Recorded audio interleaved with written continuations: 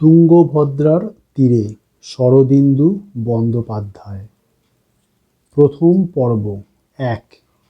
কৃষ্ণা ও তুঙ্গভদ্রার সঙ্গমস্থল হইতে ক্রোশেক দূর ভাটির দিকে তিনটি বড় নৌকা পালের ভরে উজানে চলিয়াছে। তাহারা বিজয়নগর যাইতেছে। সঙ্গম পার হইয়া বাম দিকে তুঙ্গভদ্রায় প্রবেশ করিবে। বিজয়নগর পৌঁছুতে তাহাদের এখনও কয়েক দিন বিলম্ব আছে।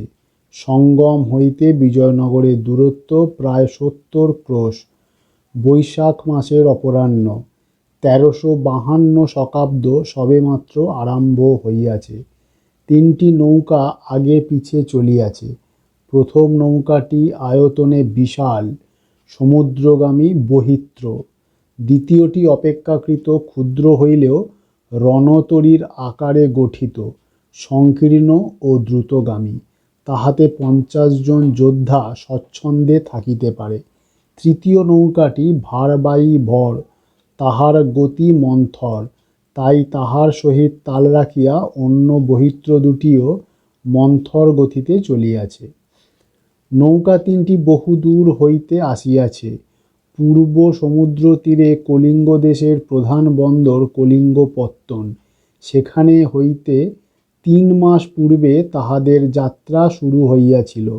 এতদিনে তাহাদের যাত্রা শেষ হইয়াছে, আর সপ্তাহকাল মধ্যেই তাহারা বিজয়নগরে পৌঁছিবে, যদি বায়ু অনুকূল থাকে।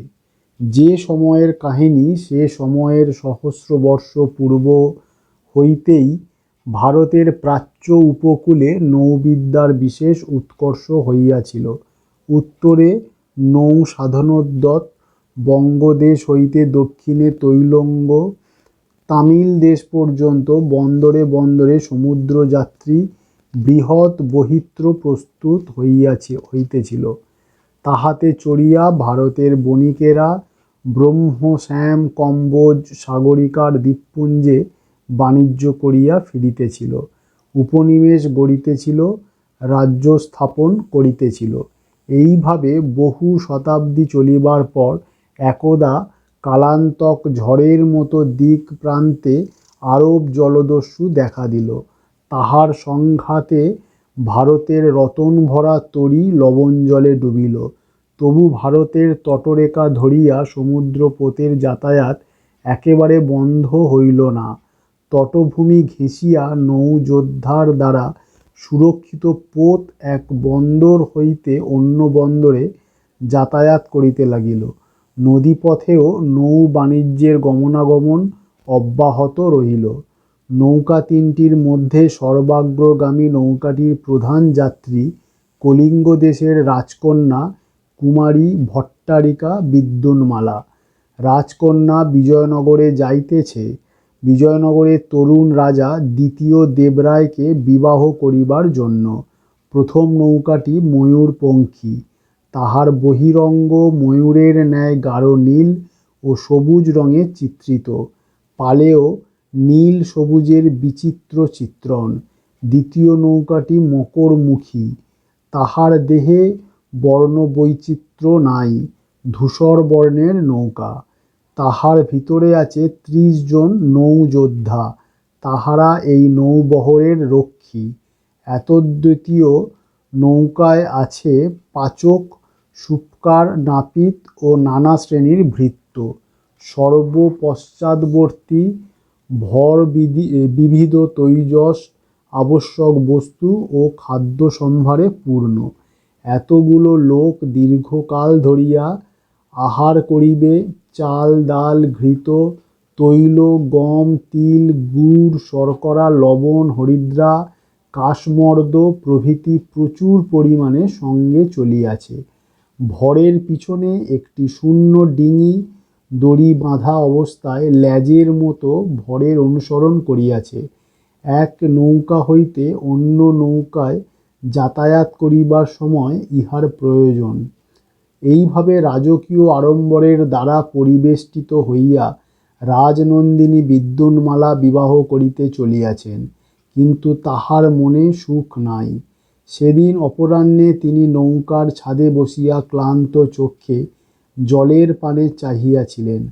তাহার বৈমাত্রী ভগিনী মণিকঙ্কনা তাহার সঙ্গে ছিল। মণিকঙ্কনা শুধু তাহার ভগিনী নয়, সখীও। তাই বিদ্যুন্মালা যখন বিবাহে চলিলেন তখন মণিকঙ্কনাও স্বেচ্ছায় সঙ্গে চলিল। বিবাহের যিনি বর তিনি ইচ্ছা করিলে বধূর সহিত তাহার অনুরা ভগিনীদেরও গ্রহণ করিতে পারিতেন, ইচ্ছা না করিলে পাত্রকুলের অন্য কেহ তাহাকে বিবাহ করিতেন। এই প্রথা আবহমানকাল প্রচলিত ছিল। মণিকঙ্কনা বিদ্যুন্মালার বৈমাত্রেয়ী ভগিনী, কিন্তু সেই সঙ্গে আরও একটু প্রভেদ ছিল। বিদ্যুন্মালার মতো পট্টমহিষী রুক্মিণী দেবী ছিলেন আর্যা, কিন্তু মণিকঙ্কনার মাতা চম্পাদেবী অনার্যা। আর্যগণ প্রথম দক্ষিণ ভারতে আসিয়া একটি সুন্দর রীতি প্রবর্তিত করিয়াছিলেন। আর্য পুরুষ বিবাহকালে আর্যা বধূর সঙ্গে সঙ্গে একটি অনার্যা বধূও গ্রহণ করিতেন। বংশবৃদ্ধিই প্রধান উদ্দেশ্য, সন্দেহ নাই, কিন্তু প্রথাটি লোভনীয় বলিয়াই বোধ করি টিকিয়া ছিল। আর্যা পত্নীর মর্যাদা অবশ্য অধিক ছিল, কিন্তু অনার্যা পত্নীও মাননীয়া ছিলেন। বিদ্যুন্মালা ও মণিকঙ্কনার বয়স প্রায় সমান, 2-1 মাসের ছোট বড়, কিন্তু আকৃতি ও প্রকৃতিতে অনেক তফাৎ। 18 বছর বয়সের বিদ্যুন্মালার আকৃতি বর্ণনা করিতে হইলে প্রাচীন উপমার শরণ লইতে হয়। তন্বী তপ্ত কাঞ্চন বর্ণা, পক্ক বিম্বাধর রোষ্ঠী, কিন্তু চকিত হরিণীর ন্যায় চঞ্চল নয়না নয়। নিবিড় কালো চোখ দুটি শান্ত অপ্রগ্লভ। সর্বাঙ্গের উচ্ছ্বলিত যৌবন যেন চোখ দুটিতে আসিয়া স্থির নিস্তরঙ্গ হইয়া গিয়াছে। তাহার প্রকৃতিতেও একটি মধুর ভাবমন্থর গভীরতা আছে, যাহা সহজে বিচলিত হয় না।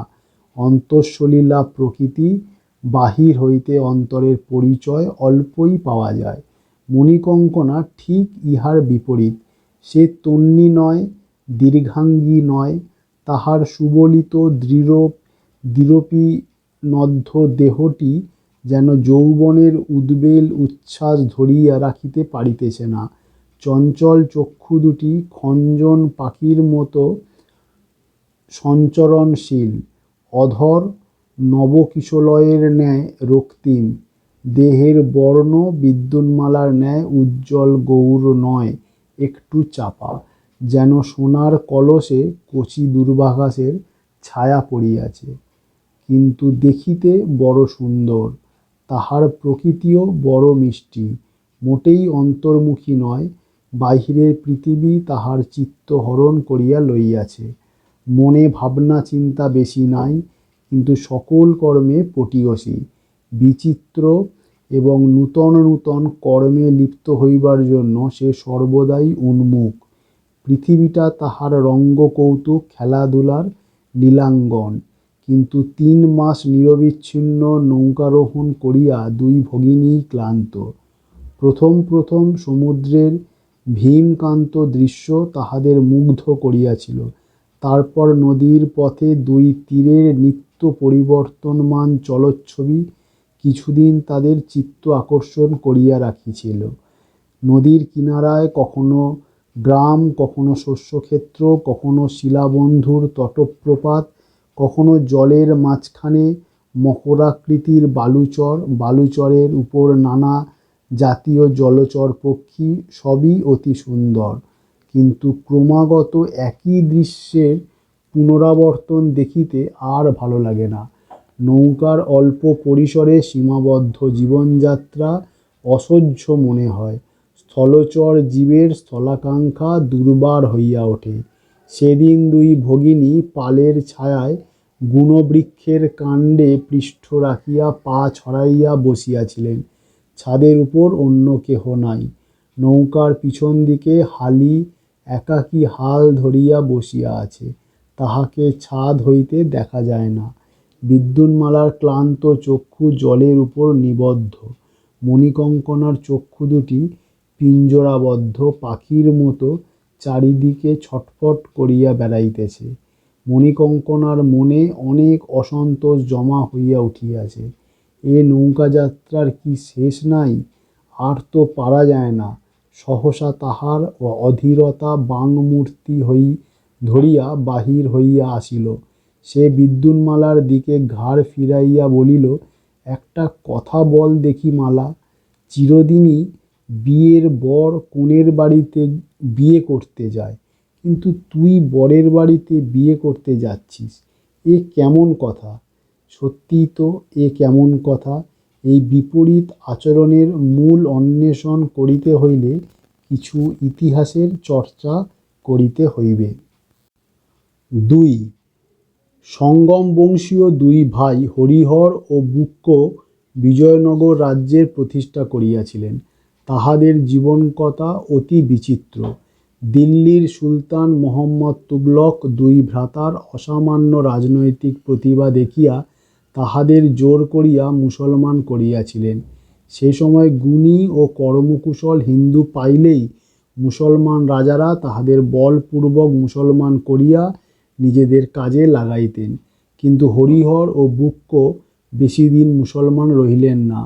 তাহারা পলাইয়া আসিয়া শৃঙ্গেরি শঙ্কর মঠের এক সন্ন্যাসীর শরণাপন্ন হইলেন। সন্ন্যাসীর নাম বিদ্যারণ্য। তিনি তাহাদের হিন্দু ধর্মে পুনর্দীক্ষিত করিলেন। তারপর দুই ভাই মিলিয়া গুরুর সাহায্যে হিন্দু রাজ্য বিজয়নগরের প্রতিষ্ঠা করিলেন। বিজয়নগরের আদি নাম বিদ্যানগর, পরে উহা মুখে মুখে বিজয়নগরে পরিণত হয়। কৃষ্ণা নদীর দক্ষিণে যখন হিন্দু রাজ্যের প্রতিষ্ঠা হইতেছিল, ঠিক সেই সময় কৃষ্ণার উত্তর তীরে একজন শক্তিশালী মুসলমান দিল্লির নাগপাশ ছিন্ন করিয়া এক স্বাধীন মুসলমান রাজ্যের প্রবর্তন করিয়াছিলেন। এই রাজ্যের নাম বহমনি রাজ্য। উত্তরকালে বিজয়নগর ও বহমনি রাজ্যের মধ্যে বিবাদ, বিসংবাদ, যুদ্ধ বিগ্রহ প্রায় চিরস্থায়ী হইয়া দাঁড়াইয়াছিল। বহমনি রাজ্যের চেষ্টা কৃষ্ণার দক্ষিণে মুসলমান অধিকার প্রসারিত করিবে। বিজয়নগরের প্রতিজ্ঞা কৃষ্ণার দক্ষিণে মুসলমানকে ঢুকিতে দিবে না। রাজ্য প্রতিষ্ঠার অনুমান শর্ত বর্ষ পরে বিজয়নগরের যিনি রাজা হইলেন তাহার নাম দেবরায়। ইতিহাসে ইনি প্রথম দেবরায় নামে পরিচিত। দেবরায় অসাধারণ রাজ্যশাসক ও রণপণ্ডিত ছিলেন। তিনি তুরস্ক হইতে ধানুকি সৈন্য আনাইয়া নিজ সৈন্যদল দৃঢ় করিয়াছিলেন এবং যুদ্ধে আগ্নেয়াস্ত্রের ব্যবহার প্রচলিত করিয়াছিলেন। তাহার 50 বর্ষব্যাপী শাসনকালে সমস্ত দাক্ষিণাত্যে বিজয়নগরের পদানত হইয়াছিল। মুসলমান রাজশক্তি কৃষ্ণার দক্ষিণে পদার্পণ করিতে পারে নাই। কিন্তু দেবরায়ের দুই পুত্র রামচন্দ্র ও বিজয় রায় ছিলেন কর্মশক্তিহীন অপদার্থ।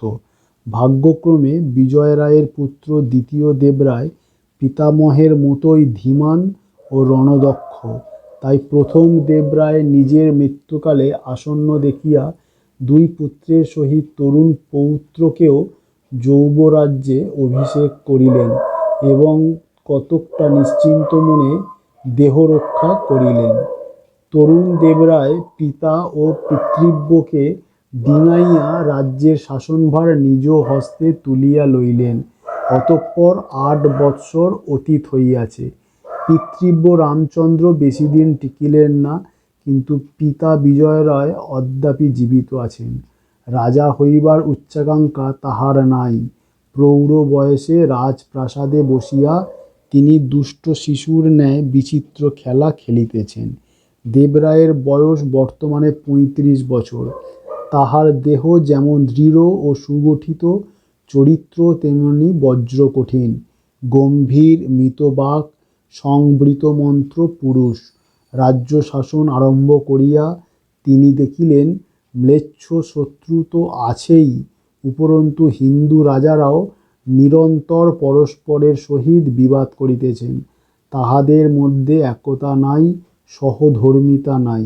অথচ ম্লেচ্ছ শক্তির গতিরোধ করিতে হইলে সঙ্গবদ্ধ হওয়া একান্ত প্রয়োজন।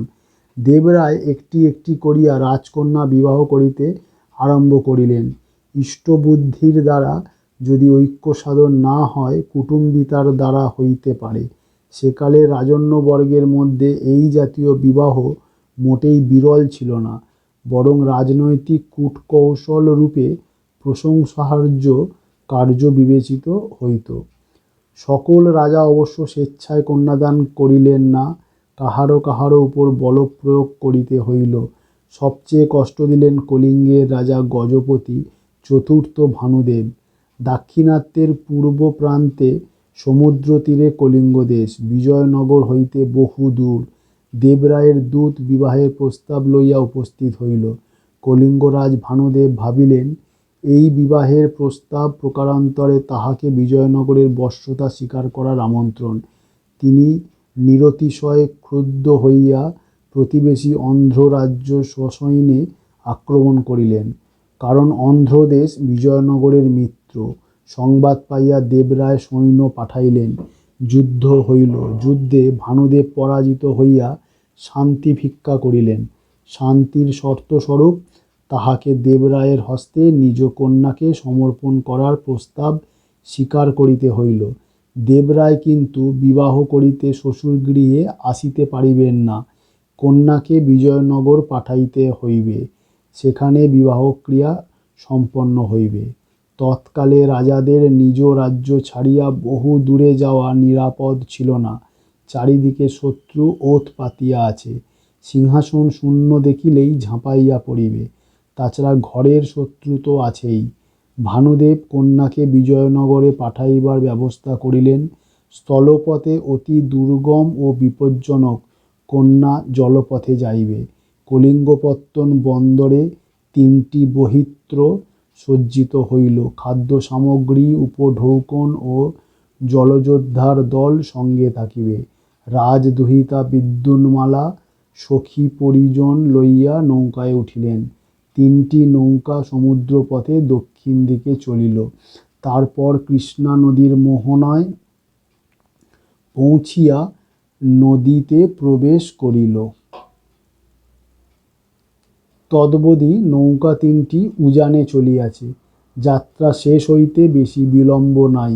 ইতিমধ্যে 2 রাজকন্যা অধীর ও উত্ত্যক্ত হইয়া উঠিয়াছেন। কন্যা কর্তারূপে আসিয়াছেন মাতুল চিপিটক মূর্তি এবং রাজকন্যাদের ধাত্রী মন্দোদরী। রাজবৈদ্য রসরাজও সঙ্গে আছেন। ইহাদের কথা ক্রমশ বক্তব্য। 3. মণিকঙ্কনার কথা শুনিয়া কুমারী বিদ্যুন্মালা তাহার দিকে ফিরিলেন না। সম্মুখে চাহিয়া থাকিয়া অলস কণ্ঠে কহিলেন, কঙ্কনা, তুই হাসালি, এ নাকি বিয়ে? এ তো রাজনৈতিক দাবা খেলার চাল। মণিকঙ্কনা পা গুটাইয়া বিদ্যুন্মালার দিকে ফিরিয়া বসিল। বলিল, হোক দাবা খেলার চাল, বর বিয়ে করতে আসবে না কেন?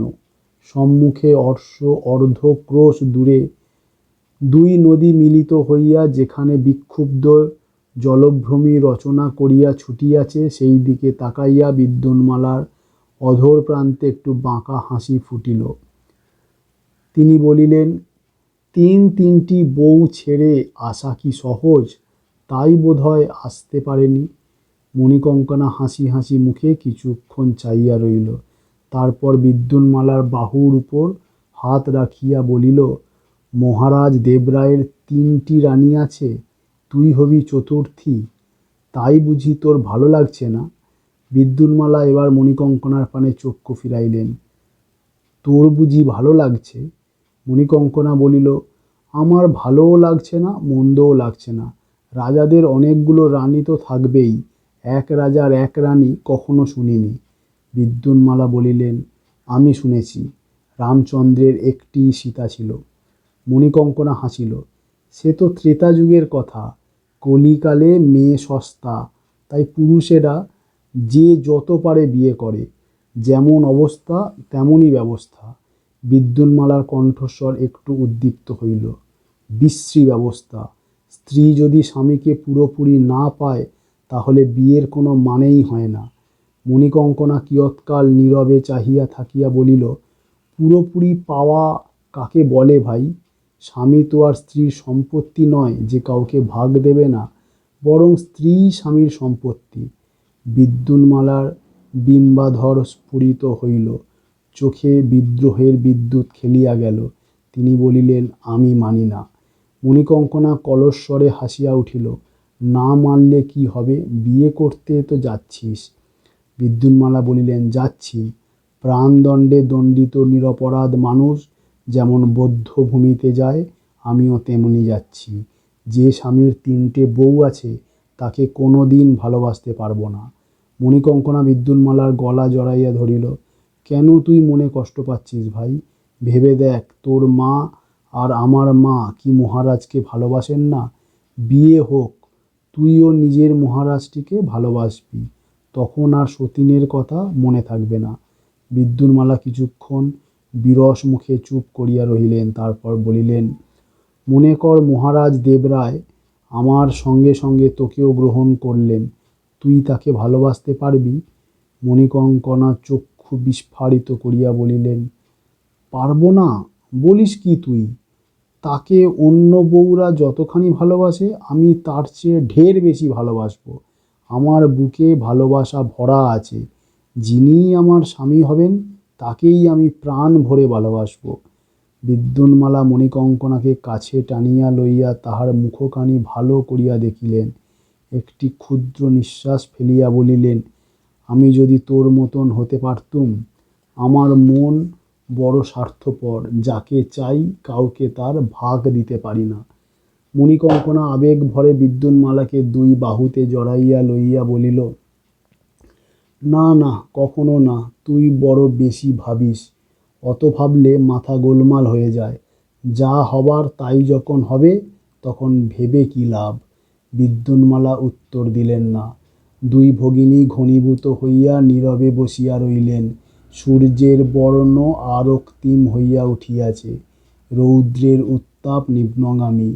দক্ষিণ তীরের গন্ধ লইয়া মন্দ মধুর বাতাস বহিতে আরম্ভ করিছে।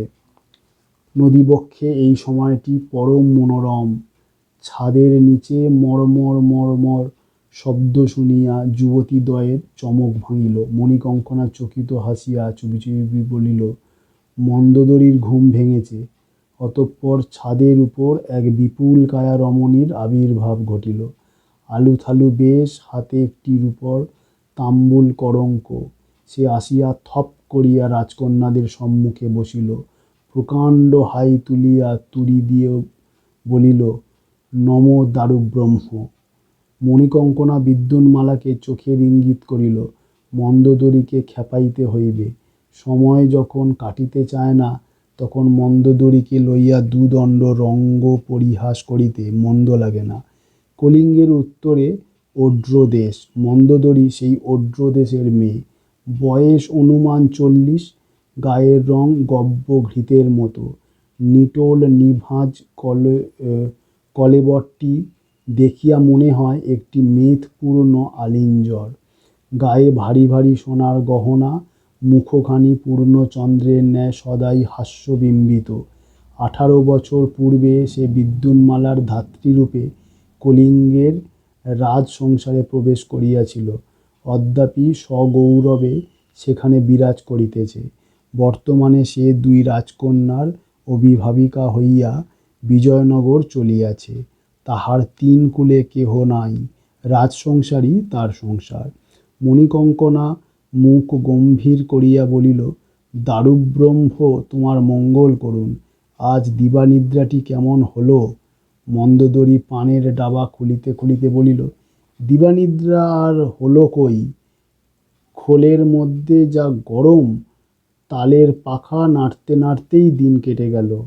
শেষ বরাবর একটু ঝিমিয়ে পড়েছিলুম। বিদ্যুন্মালা উদ্বেগ ভরা চোখে মন্দোদরীকে নিরীক্ষণ করিয়া বলিলেন, এমন করে না ঘুমিয়ে ঘুমিয়ে কদিন বাঁচবি মন্দা?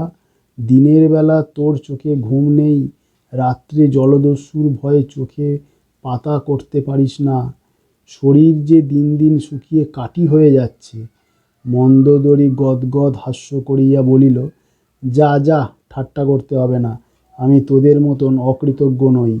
খাই দাই মোটা হই। তোরা খাস দাস, কিন্তু গায়ে গত্তি লাগে না। পানের বাটা খুলিয়া মন্দোদরী দেখিল তাহার মধ্যে ভিজা ন্যাকড়া জড়ানো 2-3টি পানের পাতা রহিয়াছে। ইহা বিচিত্র নয়, কারণ দীর্ঘ পথ আসিয়া পানের অভাব ঘটিয়াছে। 2-1টি নদীতীরস্থ গ্রামে ডিঙি পাঠাইয়া কিছু কিছু পান সংগ্রহ করা গিয়াছে বটে, কিন্তু তাহা যথেষ্ট নয়। অথচ পানের ভোক্তা অনেক। মন্দোদরী প্রচুর পান খায়। মাতুল চিপিটক মূর্তিও তাম্বুল রসিক। বস্তুত যে পানের বাটাটি মন্দোদরীর সম্মুখে দেখা যাইতেছে, তাহা মাতুল মহাশয়ের। মন্দোদরী নিজের বরাদ্দ পান শেষ করিয়া মামার বাটায় হাত দিয়াছে। বাটায় পান ছাড়া চুন, গুয়া, কেয়া খয়ের, মৌরি, এলাচ, দারুচিনি নানাবিধ উপচার রহিয়াছে। মন্দোদরী পানগুলি লইয়া পরিপাটিভাবে পান সাজিতে প্রবৃত্ত হইল।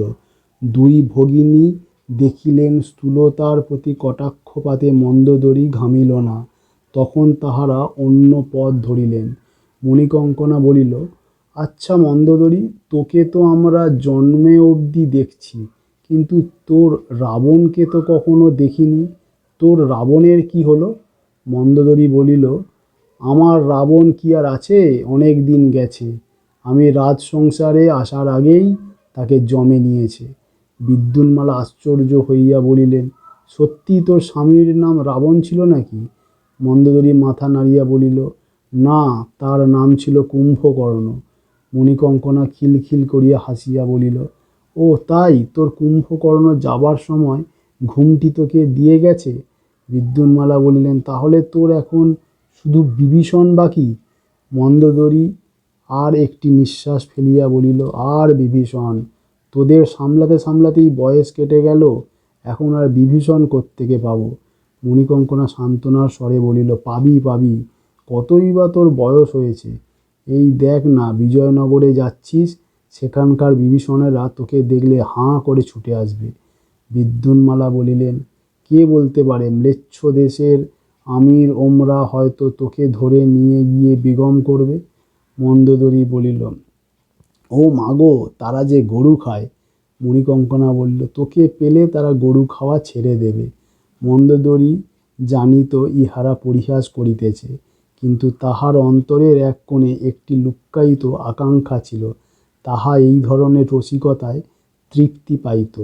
সে পান সাজিয়া মুখে দিল, চিবাইতে চিবাইতে বলিল, তা যা বলিস, কার ভাগ্যে কি যে আছে কে বলতে পারে। নম দারুব্রহ্ম। এই সময়ে নৌকার নিম্নতল হইতে তীক্ষ্ণ চিৎকারের শব্দ শোনা গেল। শব্দটি স্ত্রী কণ্ঠোত্থিত মনে হইতে পারে, কিন্তু বস্তুত উহা মাতুল চিপিটক মূর্তির কণ্ঠস্বর। কোনো কারণে তিনি জাতক্রোধ হইয়াছেন। পরক্ষণেই 3-4 লাফ দিয়া চিপিটক মূর্তি ছাদে উঠিয়া আসিলেন। মন্দোদরী কোলের কাছে পানের বাটা লইয়া বসিয়া আছে দেখিয়া তার চক্ষুদ্বয় ঘূর্ণিত হইল। তিনি অঙ্গুলি নির্দেশ করিয়া সুচিতীক্ষ্ণ কণ্ঠে তর্জন করিলেন, এই মন্দোদরী, আমার ডাবা চুরি করেছিস? তিনি ছোঁ মারিয়া ডাবাটি তুলিয়া লইলেন। মন্দোদরী গালে হাত দিয়া বলিল, ও মা, ওটা নাকি তোমার ডাবা? আমি চিনতে পারিনি। চিপিটক মূর্তি ডাবা খুলিয়া দেখিলেন একটিও পান নাই। তিনি অগ্নিশর্মা হইয়া বলিলেন, রাক্ষসী, সব পান খেয়ে ফেলেছিস? দাঁড়া, আজ তোকে যমালয়ে পাঠাবো। ঠেলা মেরে জলে ফেলে দেব। হাঙরে কুমিরে তোকে চিবিয়ে খাবে। মন্দোদরী নির্বিকার রহিল। সে জানে তাহাকে ঠেলা দিয়ে জলে ফেলিয়া দিবার সামর্থ্য চিপিটক মূর্তির নাই। তাছাড়া এই রূপ অজাযুদ্ধ তাহাদের মধ্যে নিত্যই ঘটিয়া থাকে।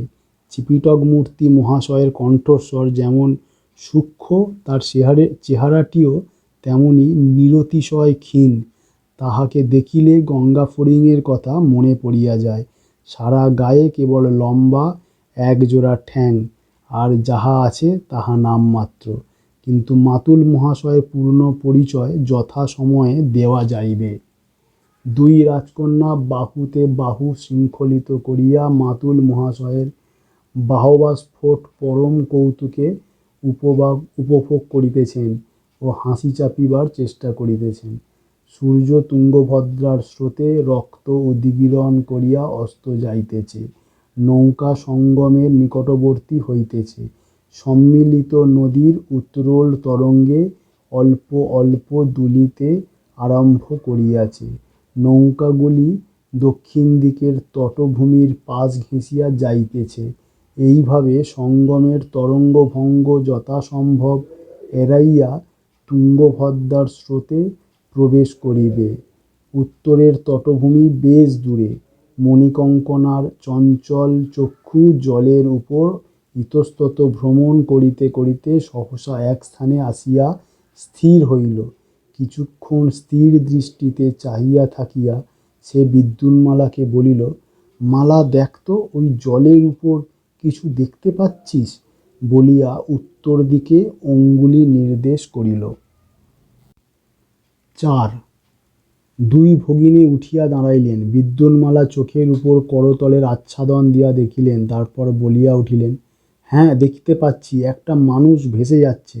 ওই যে হাত তুলল, হাতে কি একটা রয়েছে। মণিকঙ্কনাও দেখিতেছিল, বলিল, কৃষ্ণা নদী দিয়ে ভেসে এসেছে, বোধহয় অনেক দূর থেকে সাঁতার কেটে আসছে, আর ভেসে থাকতে পারছে না। সঙ্গমের তোড়ের মুখে পড়িলেই ডুবে যাবে। হঠাৎ মণিকঙ্কনা দ্রুত পদে নিচে নামিয়া গেল। বিদ্যুন্মালা উৎকণ্ঠিতভাবে চাহিয়া রহিলেন। মামাও যুদ্ধে ক্ষান্ত দিয়া ইতিউতি ঘাড় ফিরাইতে লাগিলেন। অন্য নৌকা দুটির বাহিরে লোকজন নাই, কেহ কিছু লক্ষ্যও করিল না। তারপর শঙ্খধ্বনি করিতে করিতে মণিকঙ্কন আবার ছাদে উঠিয়া আসিল। সে শঙ্খ আনিবার জন্য নিচে গিয়াছিল। শঙ্খ বাজাইয়া এক নৌকা হইতে অন্য নৌকায় দৃষ্টি আকর্ষণ করা এই নৌবহরের সাধারণ নীতি। কেবল আশঙ্কাজনক কিছু ঘটিলে ডঙ্কা বাজিবে। মণিকঙ্কনা পুনঃ পুনঃ শাঁখ বাজাইয়া চলিল। বিদ্যুন্মালা উদ্বেগ ভরা চক্ষে ভাসমান মানুষটার দিকে চাহিতে লাগিলেন। মানুষটা স্রোতের প্রবল আকর্ষণের মধ্যে পড়িয়া গিয়াছে এবং প্রাণপণে ভাসিয়া থাকিবার চেষ্টা করিতেছে। শঙ্খনাদ শুনিয়া দ্বিতীয় নৌকার খোলের ভিতর হইতে পিল পিল করিয়া লোক বাহির হইয়া পটাপত্তনের উপর দাঁড়াইল। সকলের দৃষ্টি ময়ূরপঙ্খীর দিকে। বিদ্যুন্মালা বাহু প্রসারিত করিয়া ভাসমান মানুষটাকে দেখাইলেন। সকলের চক্ষু সেই দিকে ফিরিল। ব্যাপার বুঝিতে কাহারও বিলম্ব হইল না। একটা মানুষ স্রোতে পড়িয়া অসহায়ভাবে নাকানি চোবানি খাইতেছে। তলাইয়া যাইতে বেশি দেরি নাই। তখন দ্বিতীয় নৌকা হইতে একজন লোক জলের মধ্যে লাফাইয়া পড়িল। ক্ষিপ্র বাহু সঞ্চালনে সাঁতার কাটিয়া মজ্জমানের দিকে চলিল। তাহার দেখাদেখি আরও 2-3 জন জলে ঝাঁপ দিল। ময়ূরপঙ্খীর ছাদে দাঁড়াইয়া দুই রাজকন্যা মন্দোদরী ও মাতুল চিপিটক মূর্তি সাগ্রহ উত্তেজনা ভরে দেখিতে লাগিলেন। কিছুক্ষণ পরে বৃদ্ধ রাজবৈদ্য রসরাজও তাহাদের সঙ্গে যোগ দিলেন। তিনি চোখে ভালো দেখেন না। মণিকঙ্কনা তাহাকে পরিস্থিতি বুঝাইয়া দিল। প্রথম সাঁতারুর নাম বলরাম। লোকটা বলিষ্ঠ ও দীর্ঘ বাহু। সে প্রবল বাহু তাড়নায় তীরের মতো জল কাটিয়া অগ্রসর হইল। নদীর মাঝখানে উত্তরোল জলপ্রবাহ তাহার গতি মন্থর করিতে পারিল না। যেখানে মজ্জমান ব্যক্তি স্রোতের মুখে হাবুডাবু খাইতে খাইতে কোনোক্রমে ভাসিয়া চলিয়াছিল, তাহার সন্নিকটে উপস্থিত হইল। লোকটি চতুর, কি করিয়া মজ্জমানকে উদ্ধার করিতে হয় তাহা জানে। মজ্জমান লোকের হাতের কাছে যাইলে সে উন্মত্তের ন্যায় ঊর্ধ্বতাকে জড়াইয়া ধরিবে। তাই বলরাম তাহার হাতের নাগালে না গিয়া তাহার সঙ্গে সঙ্গে ভাসাইয়া চলিল। ময়ূরপঙ্খীর ছাদে যাহারা শতচক্ষু হইয়া চাহিয়াছিলেন তাহারা দেখিলেন বলরাম ফিরিয়া আসিতেছে এবং তাহারা 5-6 হাত ব্যবধানে মজ্জমান লোকটি তাহার অনুসরণ করিতেছে, যেন কোনো অদৃশ্য সূত্রে দুইজন আবদ্ধ হইয়াছে। তারপর দেখা গেল অদৃশ্য সূত্রটি বংশদণ্ড। দুইজনে বংশদণ্ডের দুই প্রান্ত ধরিয়া ধরিয়াছে এবং বলরাম অন্য ব্যক্তিকে নৌকার দিকে টানিয়া আনিতেছে। অন্য সাঁতারুরা আসিয়া পড়িল। তখন দেখা গেল একটা নয়, দুইটা বংশদণ্ড সকলে মিলিয়া বংশের এক প্রান্ত ধরিয়া লোকটিকে টানিয়া আনিতে লাগিল। নৌকার উপর সকলে বিস্ময় অনুভব করিলেন। বংশদণ্ড দুটো কোথা হইতে আসিল? তবে কি মজ্জমান ব্যক্তির হাতে লাঠি ছিল? কিন্তু লাঠি কেন? ইতিমধ্যেই দুইজন নাবিক বুদ্ধি করিয়া ডিঙিতে চড়িয়া ঘটনাস্থলে উপস্থিত হইয়াছিল, কিন্তু মজ্জবান ব্যক্তিকে ডিঙিতে তোলা সম্ভব হইল না। ঊর্ধ্বতরা ডিঙির কানা ধরিল। ডিঙির নাবিক দাঁড় টানিয়া সকলকে নৌকার দিকে লইয়া চলিল। নৌকা তিনটি পাল নামাইয়াছিল এবং স্রোতের টানে অল্প অল্প পিছু হটিতে আরম্ভ করিয়াছিল। মণিকঙ্কনা দেখিল ডিঙাটি মাঝের নৌকার দিকে যাইতেছে। সে হাত তুলিয়া আহ্বান করিল। তখন ডিঙা আসিয়া ময়ূরপঙ্খীর গায়ে ভিড়িল। বলরাম ও সাঁতারুরা নৌকায় উঠিল। মজ্জমানকে নৌকায় টানিয়া তুলিয়া নৌকার গুড়ার উপর শুয়াইয়া দিল। লোকটিকে দেখিয়া মৃত বলিয়া মনে হয়, কিন্তু সে দুই হাতে দুইটি বংশদণ্ড দৃঢ় মুষ্টিতে ধরিয়া আছে। নৌকার ছাদ হইতে সকলে দেখিলেন জল হইতে সদ্যোদ্ধৃত ব্যক্তি বয়সে যুবা। তাহার দেহ দৃঢ় এবং দীর্ঘ, কিন্তু বর্তমানে শিথিল হইয়া পড়িয়াছে। দেহের গৌরবর্ণ দীর্ঘকাল জলমজ্জনের ফলে মৃতবৎ পাংশুবর্ণ ধারণ করিয়াছে। বিদ্যুন্মালার হৃদয় ব্যথাভরা করুণায় পূর্ণ হইয়া উঠিল। আহা, হতভাগ্য যুবক, কোন দৈব দুর্বিপাকে এইরূপ অসহায় উপনীত হইয়াছে, হয়তো বাঁচিবে না। মণিকঙ্কনা তাহার মনের কথা প্রতিধ্বনি করিয়া সংহত কণ্ঠে বলিল, বেঁচে আছে তো? মাতুল চিপিটক মূর্তি গ্রীবা লম্বিত করিয়া দেখিতেছিলেন। শিরঃ সঞ্চালন করিয়া বলিলেন, মরে গিয়েছে, জল থেকে তোলবার আগেই মরে গিয়েছে। বলরাম সংজ্ঞাহীন যুবকের বুকে হাত রাখিয়া দেখিতেছিল। সে ফিরিয়া ছাদের দিকে চক্ষু তুলিল, সসম্ভ্রমে বলিল, আজ্ঞা না, বেঁচে আছে, বুক ধুকপুক করছে। রসরাজ মহাশয়, দয়া করে একবার নাড়িটা দেখবেন কি? ক্ষীণ দৃষ্টি রসরাজ এতক্ষণে সবই শুনিতেছিলেন এবং অস্পষ্টভাবে দেখিতেছিলেন, কিন্তু কিছুই ভালোভাবে ধারণা করিতে না পারিয়া আকুলি বিকুলি করিতেছিলেন। তিনি বলিয়া উঠিলেন, হাঁ হাঁ, অবশ্য অবশ্য, আমি যাচ্ছি, এই যে। মণিকঙ্কনা তাহার হাত ধরিয়া পাটাতনের উপর নামাইয়া দিল। তিনি সন্তর্পণে গিয়ে প্রথমে যুবকের গায়ে হাত দিয়ে দেখলেন, তারপর নাড়ি টিপিয়া ধ্যানস্থ হইয়া পড়িলেন।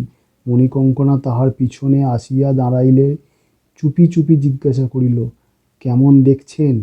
রসরাজ সজাগ হইয়া বলিলেন, নাড়ি আছে, কিন্তু বড় দুর্বল। দাঁড়াও, আমি ওষুধ দিচ্ছি। তিনি রইঘরের দিকে চলিলেন। মণিকঙ্কনা তাহার সঙ্গে চলিল। ময়ূরপঙ্খী নৌকায় দুইটি রইঘর। একটিতে দুই রাজকন্যা থাকেন, অন্যটিতে মাতুল চিপিটক মূর্তি ও রসরাজ। নিজের রইঘরে গিয়া রসরাজ একটি প্যাটেরা খুলিলেন। প্যাটেরার মধ্যে নানাবিধ ঔষধ, খল, নুড়ি প্রভৃতি রহিয়াছে। রসরাজ একটি স্ফটিকের ফুকা তুলিয়া লইলেন। তাহাতে জলের ন্যায় বর্ণহীন তরল পদার্থ রহিয়াছে। এই তরল পদার্থ তীব্র শক্তির কোহল। রসরাজ একটি পানপাত্রে অল্প জল লইয়া তাহাতে 5 বিন্দু কোহল ফেলিলেন। মণিকঙ্কনার হাতে পাত্র দিয়া বলিলেন, এতেই কাজ হবে, খাইয়ে দাও গিয়ে। মণিকঙ্কনা দ্রুত পদে উপরে গিয়া পাত্রটি বলরামের হাতে দিল, বলিল, ওষুধ খাইয়ে দাও। এই যে রাজকুমারী। বলরাম পাত্রটি লইয়া নিপুণভাবে সংজ্ঞাহীনের মুখে ঔষধ ঢালিয়া দিল। মণিকঙ্কনার সপ্রশংস নেত্রে তাহার কার্যকলাপ দেখিতে দেখিতে বলিল, তুমিই প্রথমে গিয়ে ওকে ভাসিয়ে রেখেছিলে না? তোমার নাম কি?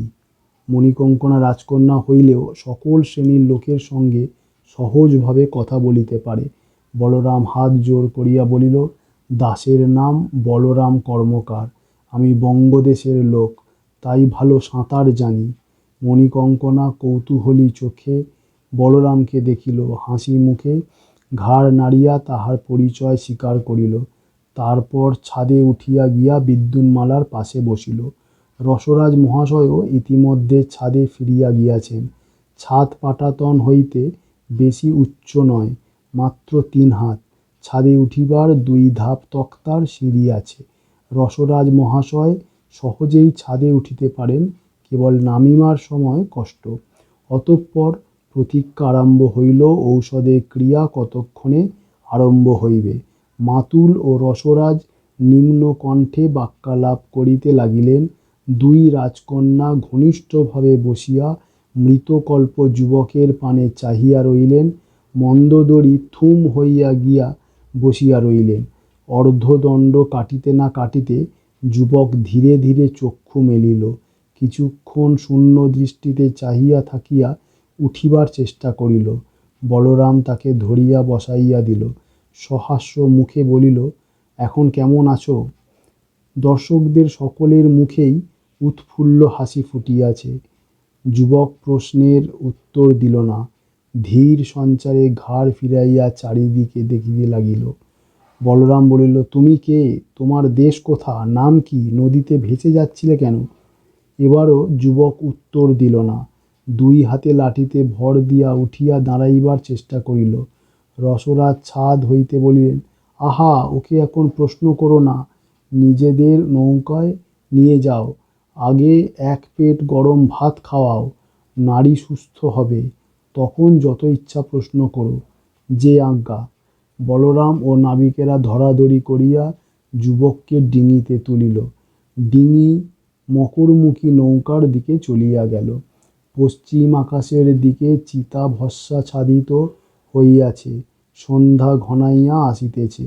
নৌকা 3টি পাল তুলিয়া আবার সম্মুখ দিকে চলিতে আরম্ভ করিল। আজ শুক্লা ত্রয়োদশী, আকাশে চাঁদ আছে। নৌকা 3টি সঙ্গম পার হইয়া তুঙ্গভদ্রায় প্রবেশ করিবে। তারপর তীর ঘেঁষিয়া কিংবা নদী মধ্যস্থ চরে নোঙর ফেলিবে। নদীতে রাত্রিকালে নৌকা চালনা নিরাপদ নয়।